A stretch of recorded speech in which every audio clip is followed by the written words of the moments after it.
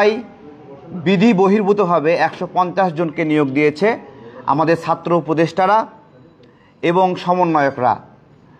উপদেষ্টা আসিফ মাহমুদ তার পিএস মোয়াজ্জেম হোসেনকে দিয়ে এই নিয়োগের সিংহভাগ সুপারিশের মাধ্যমে সে দিয়েছে।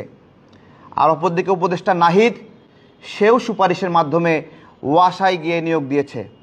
সাথে নাম রয়েছে নুসরাত তাবাসসুমের, সাথে নাম রয়েছে তৌহিদের, সাথে নাম রয়েছে নাজমুলের। আমরা খুঁজতেছিলাম যে নুসরাত তাবাসসুম গুচি ব্র্যান্ডের ব্যাগ, লক্ষ লক্ষ টাকা দামের কোট স্যুট পরে বিদেশে যায় কিভাবে। আমরা খুঁজতেছিলাম, আজকে সেই খোঁজার পেছনে তথ্যটা বের হয়ে এসেছে, তারা এটা কিভাবে করে। আমরা আজকের এই প্রেস বিজ্ঞপ্তিতে কিছু দাবি উত্থাপন করব।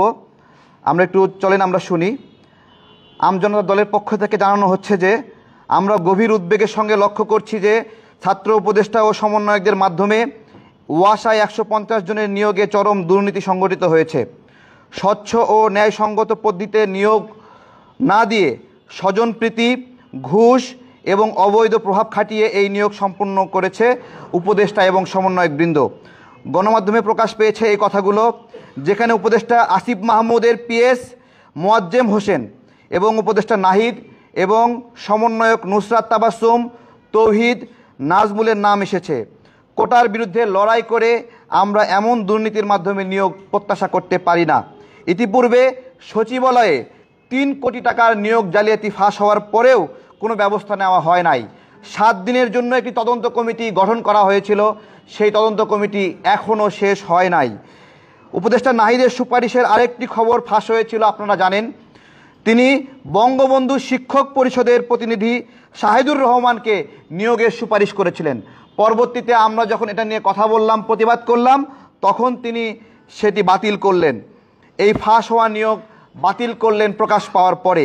ছাত্র উপদেষ্টাদের এমন নিয়োগ জালিয়াতি জুলাই গণ অভ্যুত্থানের পরিপন্থী এবং নৈতিকতা বিবর্জিত কাজ। আমরা এই প্রেক্ষিতে সরকারের নিকট হতে জোর কিছু দাবি জানাচ্ছি। 1 নম্বর দাবি, এই নিয়োগ জালিয়াতিতে জড়িত থাকায় উপদেষ্টা আসিফ মাহমুদ ও তার পিএস মোয়াজ্জেম হোসেনকে বহিষ্কার করতে হবে এবং তাদের বিরুদ্ধে আইনগত ব্যবস্থা নিতে হবে। সাবেক উপদেষ্টা নাহিদের নিয়োগ দুর্নীতি দুদক কর্তৃক তদন্ত করে আইনগত ব্যবস্থা নিতে হবে। সচিবালয় ও সরকারি অফিসসমূহে ছাত্র প্রতিনিধি নামের কর্তৃত্ববাদী সমন্বয়কদের অপসারণ করতে হবে এবং সচিবদের পাশে দুই পাশে যে দুজন আমরা শিশু সচিব দেখি, এই শিশু সচিবদেরকে এখান থেকে সরাতে হবে।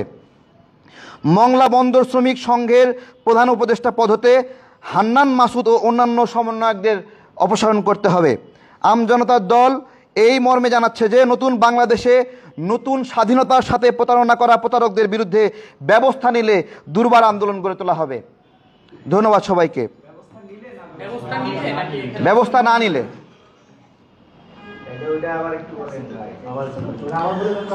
জি, আমজনতার দল এই মর্মে জানাচ্ছে যে নতুন বাংলাদেশে নতুন স্বাধীনতার সঙ্গে প্রতারণা করা প্রতারকদের বিরুদ্ধে ব্যবস্থা না নিলে দুর্বার আন্দোলন গড়ে তোলা হবে।